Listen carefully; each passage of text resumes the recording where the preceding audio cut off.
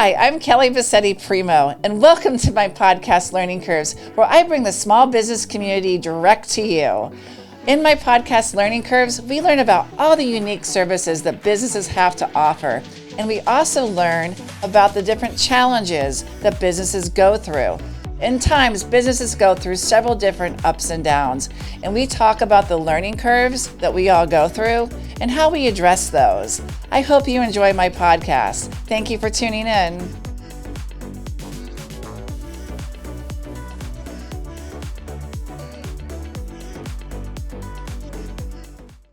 Hello, everyone, and welcome to the next episode of Learning Curves. Ladies, I have a great treat for you today. I have Mr. Nick Masset here with me today, the owner of Coast To Coast Barnwood here in Tampa, Florida.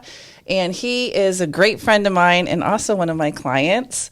I have to say that I've done a lot of business with him. If you come into Second Soul Studios and CEA Marketing, my agency, you're going to see his Barnwood all over my agency. We have it on the walls. We have it outside on the building.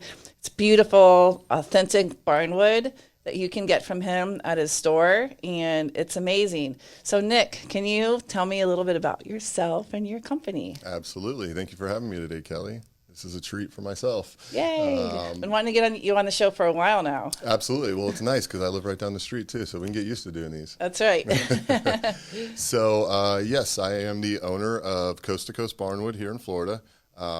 We have been in business for about coming on about 5 years now. We source all of our materials from the Midwest, Kentucky, Ohio, Missouri. We get those products from up north. These are all American-made barns that have, beautiful characteristics and quite the charm in the cosmetic world. So we take those products, we bring them down here, and we carry a large variety of authentic reclaimed barnwood. Everything from the barn siding that comes off of the barn, the beams that are all structural beams for the barn, flooring, rafters. All the material can be reused. It's all precisely selected to be able to either mill or clean up and use for any residential, commercial designs. It can be a DIY product. We sell everything from one board up to 10,000 feet. And yeah, there's a lot of fun things you can do with barnwood these days. So many fun things. I mean, you never run out of ideas, and it's always challenging us because we want to keep growing and scaling to a degree where we have all different sorts of materials that can be reused for, again, residential, people's homes, businesses.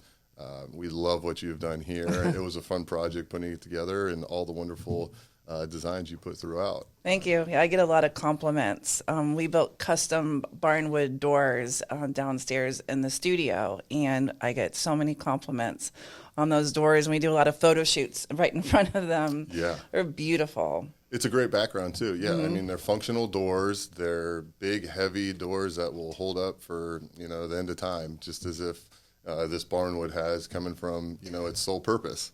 So I know it's cool that it's take a part of history, that barn that was probably there for 100 years, and we're able to preserve it and keep it and put it in your home or your office, and it's a piece of art also. It really is. It's just so unique, the characteristics to it. Every piece has its own different look. We almost say, like, when you're pulling through a pallet, it's like Christmas morning, every piece is like a new present. And you can use it in so many different ways. But a lot of our staple products are our resawn barn siding. We carry that in multiple different colors, from grays, browns, whites, reds. You can even do dry brushing on it because the material already has the character, and it can be repurposed and designed in such a way to look more contemporary, more modern, traditional. A lot of people think, oh, it's barnwood, it's old, it won't go with our home design. Well, let me help talk you through that, because I've come to find that I am a designer in my day and age these days with the business. And it's wonderful. We work with a lot of customers that just love the product. We talk them through a lot of the projects because some people's inspirational ideas or their different perceptions are sometimes wrong. There's so many different ways you can use this wood. a lot of what we sell down here in Florida are grays and whites because it's got that coastal appeal. The grays have been trending for the last few years now, and I think they're still trending, and it's a beautiful look that will continue to go on. Same thing with our beams. Our beams and our resawn barn siding. And let me step back a little bit. I love the beams also. Yes, the beams are beautiful. The beams are beautiful. But with the resawn barn siding, it's nice because we process it through a mill that we're partnered with over in Tampa. Actually, a good friend of mine that I grew up with that just so happened when I got into the barn world, it was a nice marriage due to he mills at such a high capacity and has the machines that can mill to precise specs. So with the reclaimed barn siding, we take that, we run it through a straight line saw, we cross cut it, and then come back and rip it. So you get both sides of the boards. Then we bring it back to our business location, we process it and prepackage it, and it's all you would need would be your total square footage, and we can put together the perfect blend that's going to work, beautiful in your home or business. Yeah, you have a showroom on Hillsborough Avenue. Yes, showroom. We were just right down the street here from you, but we were a little blocked by the frontage road, and we know a lot of people here want to get places fast, and they don't want to just stop off. So for me, it was the expanding of our business and to get on a main drag. We were right off of Tampa Road in the West Chase area. That's a great location. So we get a lot of traffic coming through there, and we do find that we get people from all over the state of Florida that come and visit us because we arguably could be one of the biggest reclaimed barnwood businesses in Florida, and we look to service all of Florida. And yeah, there's not a whole lot of competition in this area, is there? Not so much. What's neat about our area is you find that there's a lot of these architectural salvage places, and those are so neat in themselves because it's history, and there's so many different, I call it artifacts, relics, I don't know, things that are 100, 200, 300 years old. That like our friend Robin owns our friend place. Robin over in Tarpon Springs, and there's quite a few just in that area, and a lot of it complements each other. I think people really hold on to the fact of history, and it's nice because we get a lot of people from the Midwest, Northeast that move down here to our melting pot, and they want to see a lot of they want to use a lot of products that they either grew up on a barn in the country, and they want to bring a piece of that history into their home so they feel like they're back home, but being here in Florida. It's amazing some of the products that you can that they're pulling out of homes and reconstructing, and the quality is so much better than what you could get at a Home Depot.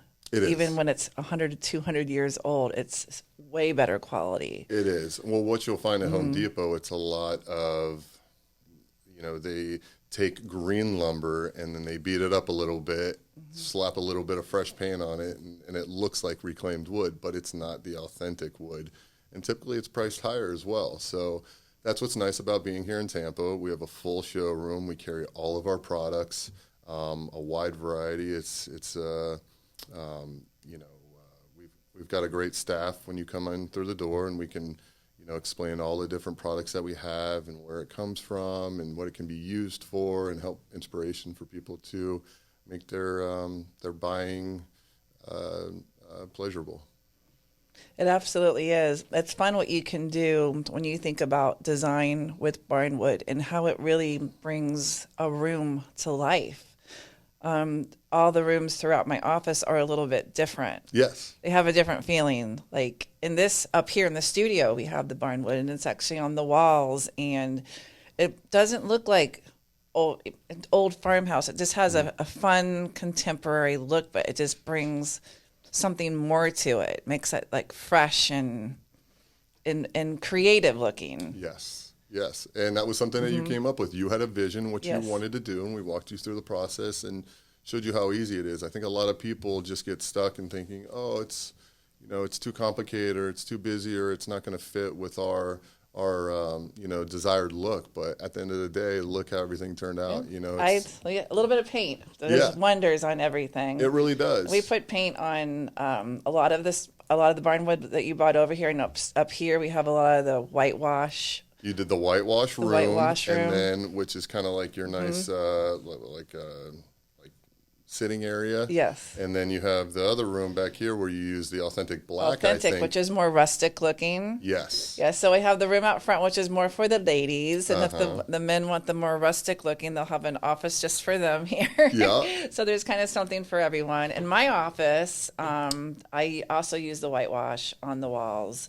And then it was fun outside. We wanted to have some of the wood that we put outside, and we just put little brushes of, I wanted red and green on the natural wood. So the installer painted the wood. We left some of it natural and some of it painted, and it looks amazing. I love it. It helps it pop. You know, it gives it a new identity. Not that it wasn't already cool in itself. Yeah.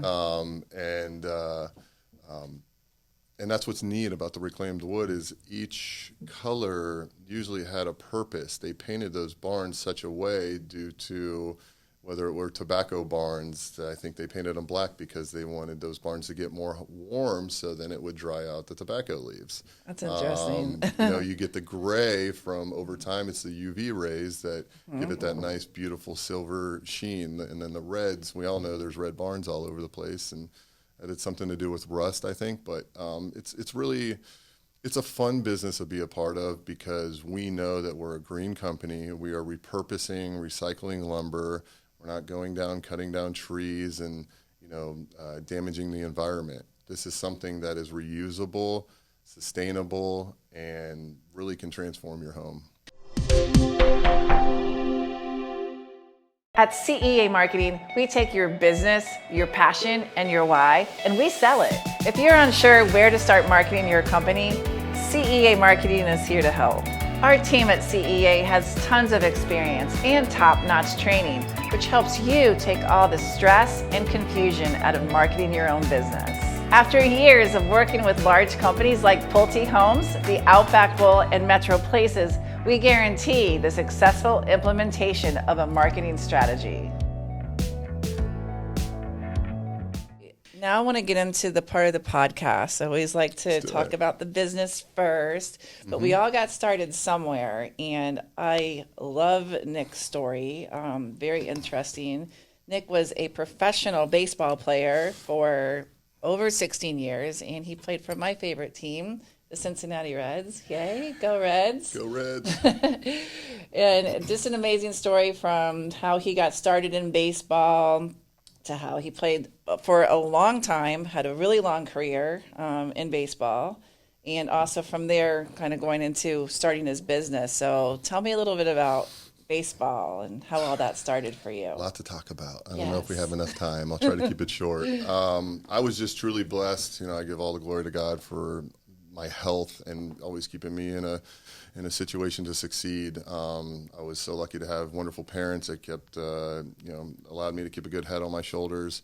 For me, I grew up playing baseball since I was 5 years old, enjoyed playing the game. I didn't feel that I was any superior than anybody else as in Little League or as I started getting into high school. And for me, I just really enjoyed playing the game. And eventually I realized, well, I guess I'm kind of good at this. And, people start talking, and everything really happened for me pretty much after my sophomore year.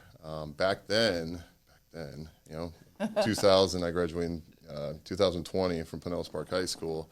And, it was pretty competitive those days, but not even close to as competitive as it is nowadays, with travel ball and all these wonderful things. So we had things like Legion Ball or separate tournaments that we would, go to. And I think it was one of my first tournaments over in North Carolina. It was a Northwest Professional Showcase, I think. And I got invited to, and I was like, great, I got invited to a showcase. And I was doing pretty well. I wasn't any extra, better than all the kids out there on the field at that time. And after my sophomore year, everything's kind of started clicking. So I went to this showcase, and I just kind of showed out, and I did really well. And I remember after that showcase, because I went through like one inning, and I was throwing really hard as a junior in high school, like 94, 95 miles an hour, and had some pretty good off-speed stuff. And yes. I remember Turtle Thomas. He was the head recruit and one of the coaches for LSU at the time. And I was, hugging my parents after I got done pitching and after the game, and he walks up to me, hey, how do you feel about coming to LSU? And they were the best college team in the country at that time. And I'm like, oh, wow. wait, really? Nice. Okay. You know, to me, it was just like a dream come true. And right away, I'm like, yeah, sure. My parents are like, wait, hold on. You know, pump the brakes. Let's keep our options open. And so we kept open communication, and I signed after my junior year with LSU. I became highly touted throughout the country at the time. I think I got all the way up to like top 10 in the country between college and high school baseball players. Wow, that's great. And going into my senior year was like I was in cloud nine. You know, I was feeling like I was the next Nolan Ryan, you know, from just a young kid growing up in Pinellas Park, playing his dream, and, you know, things kind of really Were you getting lots of offers at the time when you were in college? Well, towards the end of my high school. They usually do start in high school, right? Yeah, in high school. And shoot, they're even starting in middle school these days. I mean, so what made you decide to go to college instead of? Well, for me, I wanted to just go to pro ball. Mm-hmm. I'm like, you know, the way it works is, and as you know, you've got young daughters that were great volleyball players. Mm-hmm. Yes. And, you know, you want to leave your options open. You know, I wasn't the best student because I like to have fun and, you know, play baseball, but, you know, my parents always made sure I got my academics first, and I did that, and I signed the full ride with LSU, but I was still getting all these different offers, so they were tough decisions. Florida, FSU, Miami, all the schools, and again, it was just a whirlwind for this little Pinellas Park kid, you know, I'm like, and then I go to dinner at like Al Lopez's house in Florida, and he invites me to dinner at his house, and I'm like, okay, great, so we go up to Florida, we do the whole tour, and we're going around, and we go and have dinner, and at the end of dinner, he's like, man, Masset, we'd love to have you here, but, you know, we're actually not going to waste our time on you because we know you're going to get drafted and go, you know, not be able to turn down the contract that they're going to offer. And I'm like, what do you mean? You know, I'm like, because I'm a big Gator fan. So at the time, yes. I'm like, oh, man, really? Lopez just kind of shut me down, you know? And I'm like, all right, well, I get it. Or I think I get it after my parents kind of explained it to me. And soon after, that's when I signed with LSU. But here's when it all comes crashing down. Oh, no. So my senior year, again, highly touted. All the scouts started coming to my games, and I was just young kid with all this testosterone and throwing as hard as he can. And I was kind of showing out in my bullpen, and I was throwing a lot. And this was the second game of the high school season. I came into the game, and about like 15 pitches in, I just threw one pitch, and my elbow snapped. Oh. So, again, 16-year-old kid, you know, cloud nine. A pitcher's nightmare. Everything's like, got the world in my hands here and all these scouts, and I hurt my arm. And at the time, I didn't know what Tommy John was. And come to find out, that's what I needed. And luckily, having Coco Eaton here, one of the best orthopedic surgeons in the world, you know, works with the Devil Rays, the Tampa Bay Buccaneers. He was somewhat of a mentor for me, too, because we built a relationship, and then I worked with another gentleman named Larry Mayo, who you might have heard of. He's a wonderful rehab coach who was a head trainer in the major leagues with the Mets for some time and then came down here and started his own practice, and I ended up training with him for about my whole career. But I did a lot of my rehab with him. He kind of helped, you know, keep me motivated, keep me strong, training and going through that, and had the surgery and went through the rehab and still got drafted my senior year in the 8th round. And do a lot of players recover from that? Luckily enough, that surgery had been practiced quite a bit about the 10 years before that, 10 to 15 years, and they named it after the man Tommy John. Right. The surgery is an ulnar collateral ligament replacement, and it's where they take a ligament out of one other place of your body, and then they wrap it around your elbow to make it that much stronger. Wow. So after I learned the surgery, and one thing Coco Eaton told me, he's like, and I don't know if he was just trying to pump me up and keep my confidence up or whatever it was at the time, but he's like, Nick, the tendon we pulled out of your left wrist was the biggest tendon I've ever seen. And he's like, your elbow is going to be like bionic, man. And I didn't really think of it, you know, as my career went on. But a really cool fun fact is usually the long longevity of the Tommy John surgery usually is only about 7 to 10 years, max. Before that wears out? Before it wears out, and you need to have it again, or... Where do they take... I mean, what does that do to your other wrist, though? It's pretty wild. It's just an extra tendon that you really You didn't don't need it? Yeah. When we're done with the Really? show, I can show you what you can do to see if you have one. Oh, wow. And- Lucky. And for me, I'm like, okay, great. I got this cool bionic arm now. Let's go hard, right? That's so I trained crazy. hard, worked hard, kept my head above water. And again, the support I had behind me with my family and friends, and just being able to know that, it's really all or nothing. This is my chance, and knowing that baseball is a business, I just got to give my all every day. And that's what I did rehabbing. And I think that was, a tribute to all my strong rehab, which allowed my arm to carry out for so long. And then my shoulder went out. How long do pitchers normally last? It's not very long. It's almost like a running back in the NFL. Pitchers really only last about, I don't know the exact number, but it's a handful of years. Right, the percentages are pretty insane of what it is from Like getting drafted. 5 to 10, maybe? I wouldn't even say that long. Just due to Really? the fact of it being a business, right? So once And you pitched for 16? yeah. Wow. Well, So that tendon really did some work for you. I tell people That was on YouTube. But that's amazing. I tell people I tricked them long enough. Yeah. But also tricked myself long enough. And here's the beauty of baseball: Mm-hmm. is all these kids have talent. They've got international drafts now. They are scouting, grabbing kids from all over the country or countries. And every one of these players have the talent, the physical talent. But at the end of the day, it's being able to deal with the day in and day out life's, highs and lows of the game. It's dealing with adversity. It's being able to pick yourself up after you give up a home run to Albert Pujols the day before. Guess what? You might face him the next day. But if you keep your head down, you're going to mentally, go down that rabbit hole.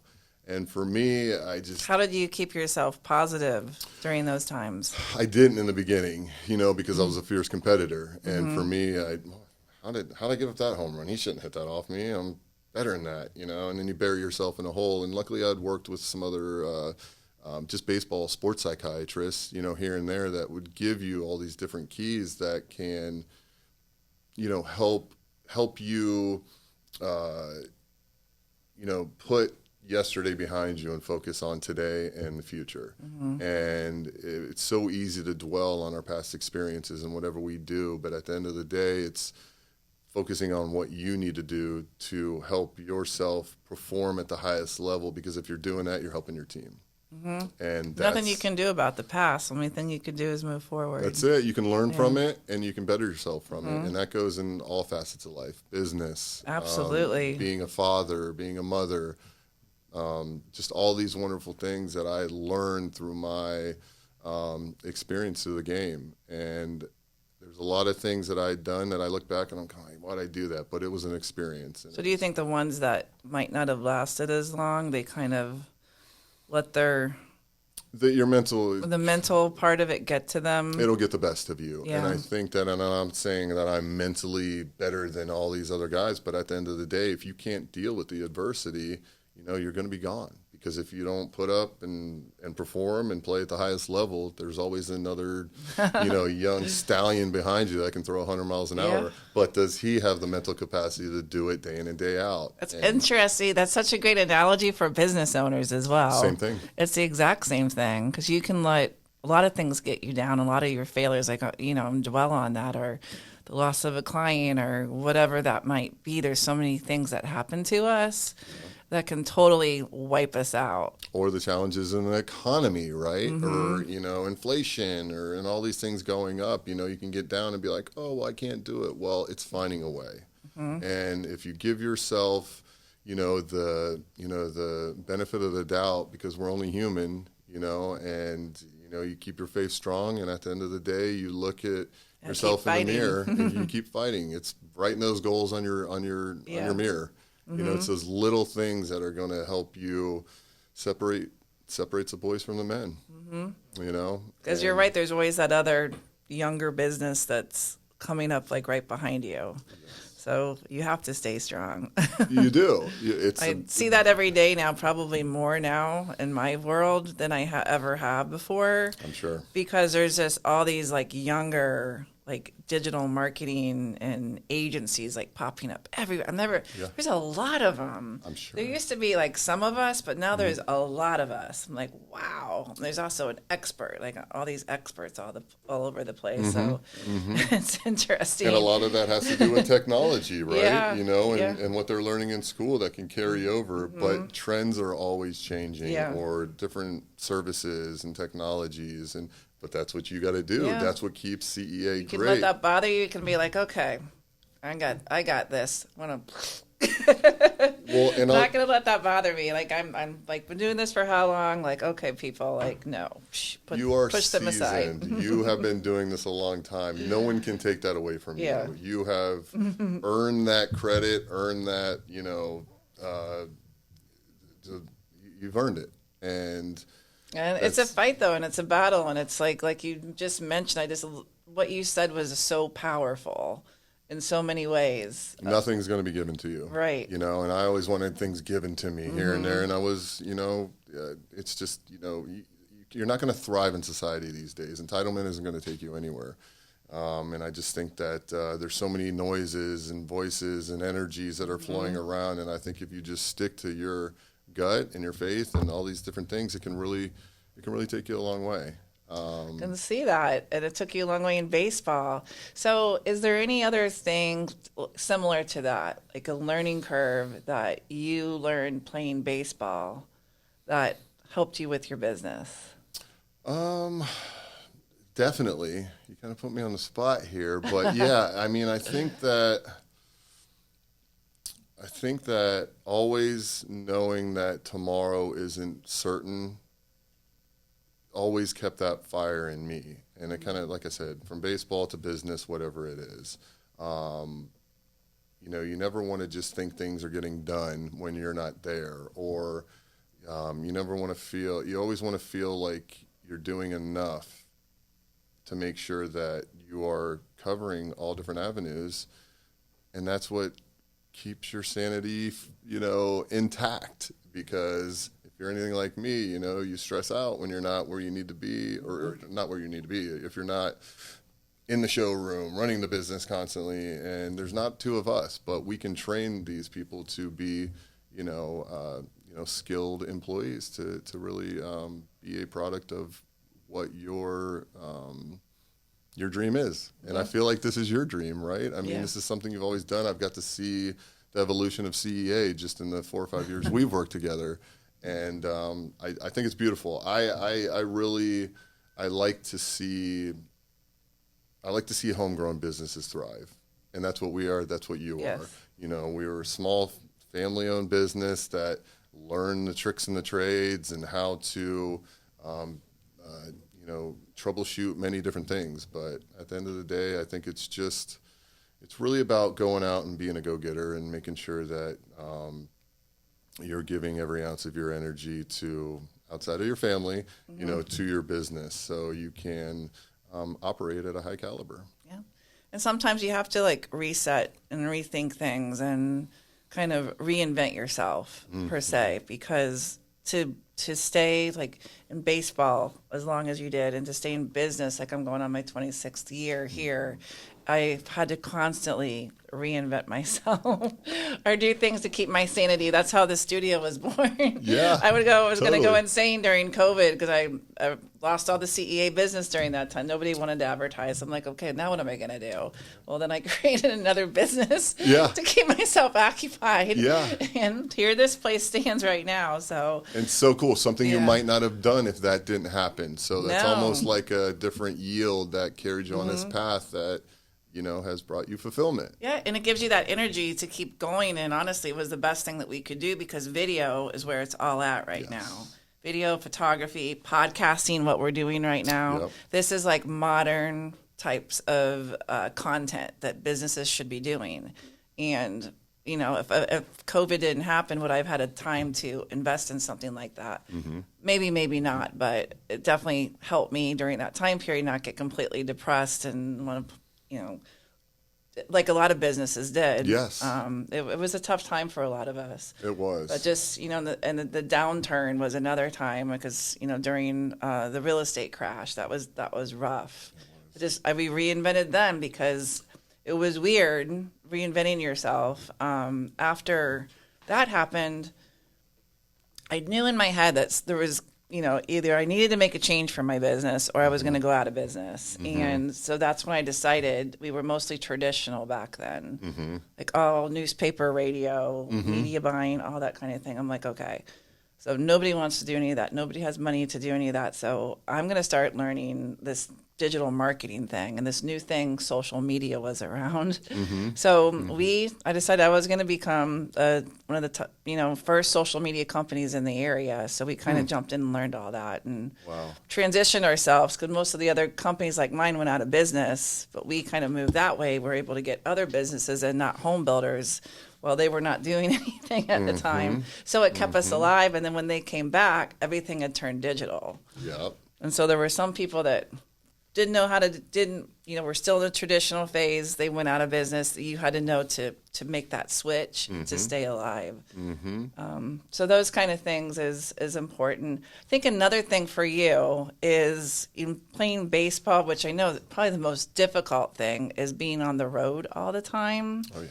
So you really, work-life balance is probably something that's really difficult. How did you navigate through all that?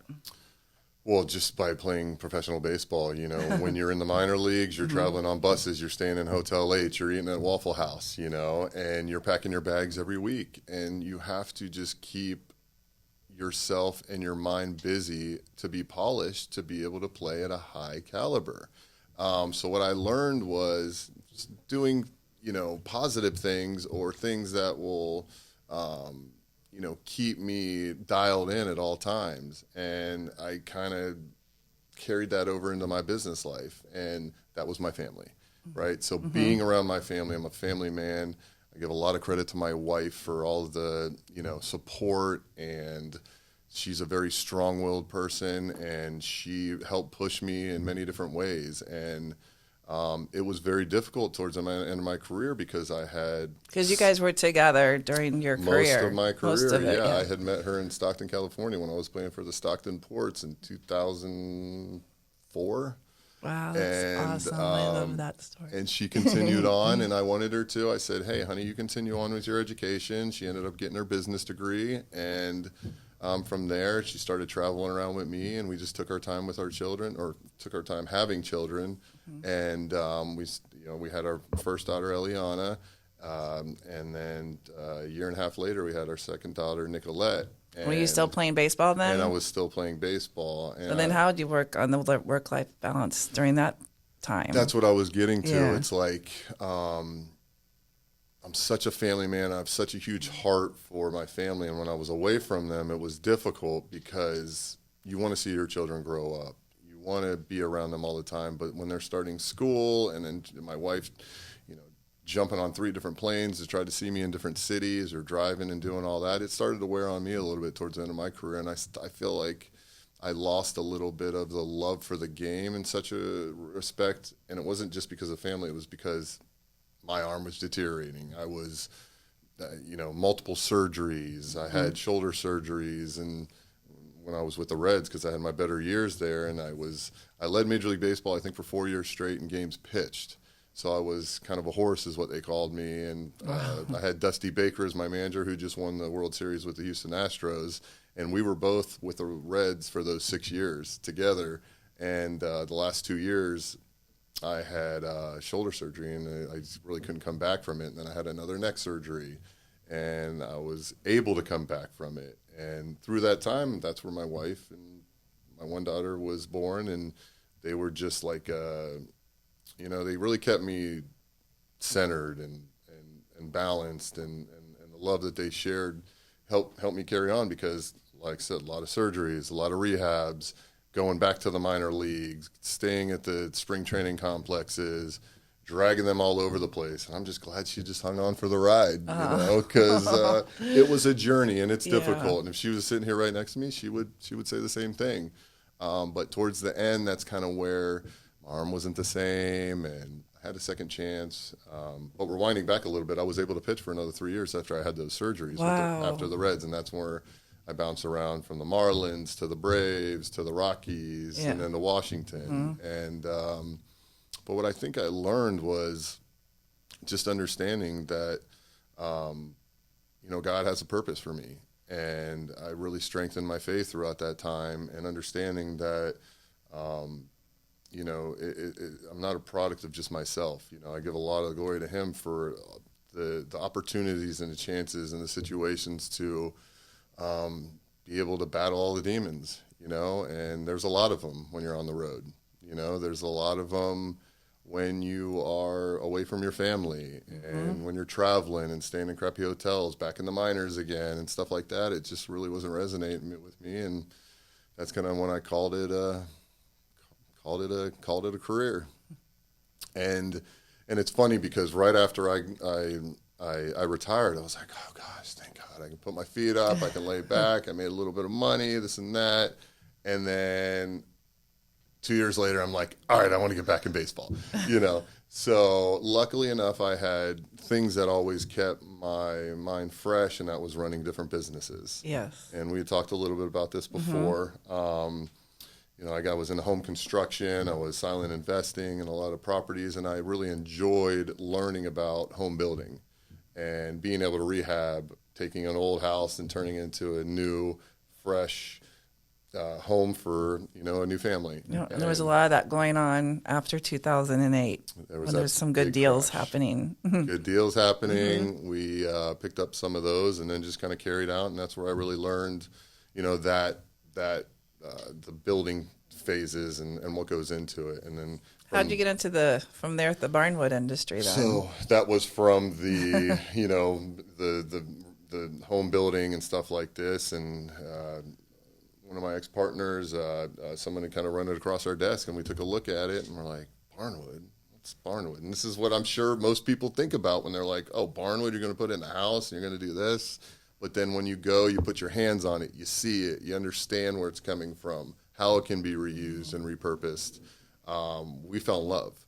And that's when we kind of just jumped in full circle, and we're like, all right, let's give it a run. And I went from selling it out of the back of one of my builder's friends, DHM Construction down there in St. Petersburg, and I was just selling wood right out of his back lot. And I realized a lot of people were coming, they liked it, and then that's when we went brick and mortar. And well, right about when you started your business is when the farmhouse craze started happening too. Pretty much. It was and the rustic, everything kind of changed from with everybody remodeling and the hipsters and all the new types of restaurants and everything. Stuff like that. Yeah, completely changed everything. That was kudos to Chip and Joanna Gaines. What old is new? I mean, I'm sorry, what new? Yeah. How do you say that? Yeah, new is the old is now new. yeah. And it's all really just people using their imaginations and creativities and being able to. I mean, look at this table right here. This was an old tree. This isn't Barnwood, but it is a work of art. And this thing will be around, I hope, past through my family for centuries. For sure.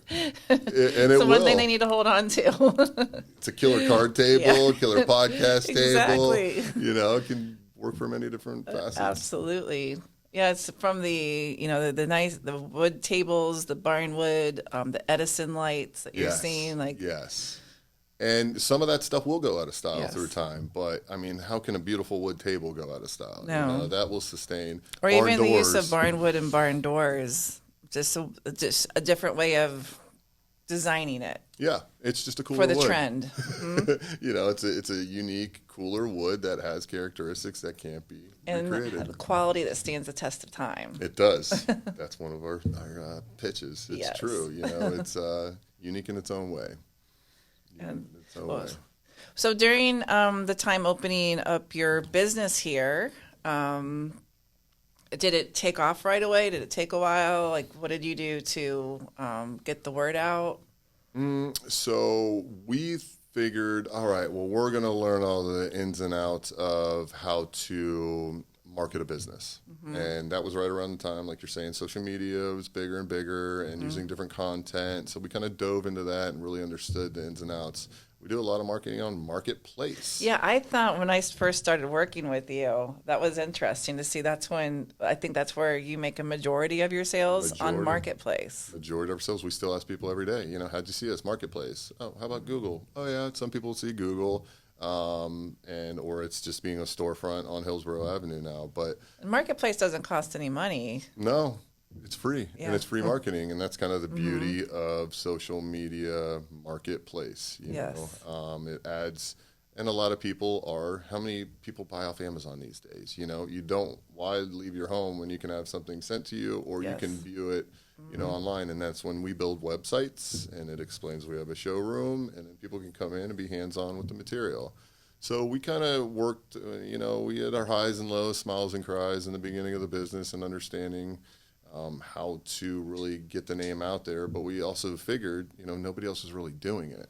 Yeah, because like you mentioned before, your location was kind of off, the beaten track a little bit, not right on 19, but on like a frontage road. Actually right here by the studio, down the street. Yeah, right down the road. Yeah, but if you wouldn't know that you were there. But I know that a lot of people, you were really busy even being there in that kind of location. We were busy. So again, that's why we were like, all right, let's go get on a busy road where people can pull right off. So if you're ever driving down Hillsborough Road, big red building, Coast to Coast Barnwood, we're open 6 days a week. So has that made a big difference in your sales compared to when you were here? I think it has, because we always ask for customers, kind of going back to that, like, customers love coming in our showroom because it's such a unique product. And then when we talk to them, we're like, so how'd you find out about us? Well, we were just driving right by and we saw Barnwood, and so people want to just pop in and their curiosity, expands. And then that's where I think a lot of doing business properly, having the right employees, educating, the local market or the local, society, then it's word of mouth, right? Then Kelly goes and tells Jill or May or these people that... I tell everyone that comes to them, where do you get that? Yeah. And that's all it takes is one cool wall. And these walls are conversation pieces. Those doors are a signature statement piece. They are. And, I think that's what carries on. And I think we put a lot of pride into the foundation that we built and the way we're carrying it throughout. Again, it's just an enjoyable business. But once we realize there's kind of a dead end where you can only market so much, that's when, luckily enough, my cousin, who's like a brother to me, Brian Phillips with Cardell Homes. I love Brian. Brian's one wonderful. Of my favorites. He's one of my favorites. He's my best friend, and we've been able to look at different ventures together and really chop it up about business and the home building. I got to do a lot with that with him, but he's the one who introduced me to you.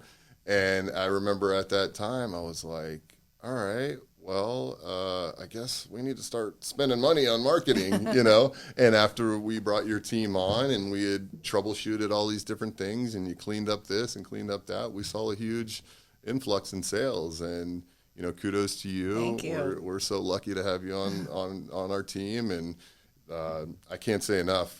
Just with all the different people that we've worked with CEA, everyone's been a pleasure to work with. They've been straight up. There's no bending, words. You guys are like, here's what you need. This is what's going to help you succeed, but you need to continue it, right? You need to continue it. You need to. That's the way you scale. Even though there's word of mouth and there's this and that, there's social content. Yeah, that can you help have expand. to. Yeah, if you want to expand and scale your business, you've got to spend money. You have to have some type of budget that goes towards it. And otherwise, you're always going to stay that same size business and never grow. But it also takes time. That's what a lot of people don't get is you can't jump in the first month and expect that you're going to get all these results. It takes a good probably 6 months before you're really going to be seeing the benefits of the money that you put in. It's an investment. So I want to make sure you're working with the right company that you're comfortable with that's handling all that for you. Well, but thanks for the plug, by the way. Oh, absolutely. Well, it's fun to make $1 million once, but where's the fulfillment in that? The fulfillment is making it 1 million times, right? It's really putting an effort in fulfilling it and working with a wonderful marketing group and, You know, that's the best way to put yourself in position to succeed. It's just like me in my baseball career. It's the people that I surrounded myself with, or the psychologists that kept me primed and ready all times. I say I go out and I have a crappy game, you know. All right, well, I can go bury myself in a pillow or go drink my face off, or I can get on the phone with my dad or one of my mentors or the people that are our assets that can really help us be the best that we can be. And people don't realize that in the business world or even into their own personal life. You know, it's like life is a work in progress. If you want to evolve, you have to put in the work. And surround yourself by the right people. Yes. On both sides. For the business, I find a lot of businesses trying to do a lot of stuff themselves, and they get buried. And you think you're saving money, but you're losing money. So develop a team. You know, get a great business coach. You know, an awesome accountant, a really good marketing company that you can focus on. And it's going to cost more money for that, but in the end, you're going to see results. It's going to take that time away from you. That then you can spend on your business, bringing in more money. To make it the way you want to make it, because each business is unique, and each business is different too. I'm lucky enough to where I'm in a specified business field where I don't have a whole lot of competition. So why not embrace that and try to leverage it to my ability? But then you have other businesses that are like, call it franchises or whatever, and that's a little different. But say you're a small business, you have to line up all those different things, and we didn't realize that. But it's worth spending that extra money, putting yourself in debt, because all companies, successful companies, start in major debt. Read the books; they're out there. You're going to go in debt. You're going to go in debt, and you know, it's just when you put those chess pieces together, that can really help you succeed. You have to be willing to take the risk. You do. Because with the risk comes the reward. It's true. And that's where, it's fulfilling. Yes. Totally fulfilling. Totally fulfilling. But, It is. Yeah. Yay. Yeah. And you get to see the results, right? And you get to see happy clients. And how fulfilling is it for you to see businesses like us or all these wonderful businesses that just doing all these, they're big things, but they're just the little things that really matter, but seeing them. That's why I do what I do. Yeah. When I can see my companies grow, see them happy, know that they, stayed with us long enough to see it all work for them. That it's so nice. And also be able to develop that relationship with the client over time. They become your friend. Yeah. And it's just a really awesome experience. And it's networking too, right? There's people who network for their own benefits, but then there's networking that people that really care about others to help create a better society or a better, workplace or, different options out there. And Absolutely. I'm sure that's really fun. It's all part of the circle of business life. Right, or whatever. Circle of business life. There should be it's a name. New one, yeah. We should have a name We for got to that. trademark something with that. Yeah, we do. We need to come up with a name for that. I like that, though. We'll spin on that a little bit. Because circle of life, there is a circle of business life that happens. It is, because, it's just like in the home builders, they all network with the realtors or the home design centers and all these different ways to really put yourself or your business in the right position, because you're always going to go through dips and valleys. And you can't really hold your head down. That's sometimes where you need to go spend a little more or spend that extra 5 hours, up all night, because at the end of the day, and we don't have control, right, past that. So it's like throwing a pitch. I can throw a pitch 100 miles an hour right in the perfect spot, but that doesn't mean that I'm going to strike him out. There's still that chance he might hit that ball 500 feet over my head. And, the ball's already been thrown, the ball's already been hit, and it's on to the next pitch. Yep, you just got to go on to the next pitch. You got to go on to the next pitch. That's no matter what gets in your way. No matter what gets in your way. We're always going to have haters. We're always going to have debaters. We're always going to have politics and this and that. But if we, walk our line and surround ourselves around good people, at the end of the day, you're doing your best. Yes. You're doing your best. So hopefully this gets out to the world a little bit and people can understand that, Keep pitching that ball. Chin up, smiles and cries, big gulps. Absolutely. Yay. Well, this was a really fun podcast, and I'm sure my listeners learned a lot from you, Nick. Thank you so much. There's so much to be learned from, the sports side of what you learn from those times. I know I learned a lot from my figure skating time when I used to skate and compete and all that. Just turned you into a stronger person, I think. It does. It really does. And you got to give everything an effort, give it your best effort. But thanks for having me. Yay. I'm so stoked to be here. I'm here anytime you want to get back on and chop it up. Sounds good. I'd love to have you back on the show for sure. Excellent. And you can find Nick, again, on what's the address for your Hillsborough? So Coast to Coast Barnwood, Florida, we are at 9743 West Hillsborough Avenue, open Monday through Saturday, 10 to 5 p.m. And your website is? Coast to Coast Barnwood, FLA.com. Great. And then social media? Social media is Facebook. It's Facebook FL. And Instagram is Coast to Coast FL. Yeah, make sure to follow them on social media. He's always displaying unique ways to, put the barnwood in different types of rooms and different things that you can do DIY, all kinds of things. It's a fun Facebook page to follow. So a lot of inspiration photos out there. Mm-hmm. Yep. Love that. Come down and see us. Well, thanks again. And thanks again for tuning in, and we'll see you next time on Learning Curves.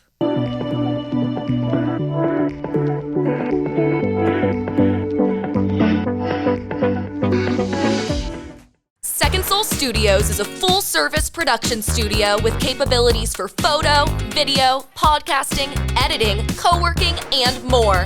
Our photo-video studio has a number of different backdrop choices and props to choose from. We also have a gourmet kitchen set, or if you're an upstart podcaster, you'll love our 4-person podcast studio. So what are you waiting for? Visit secondsoulstudios.com to book a tour today.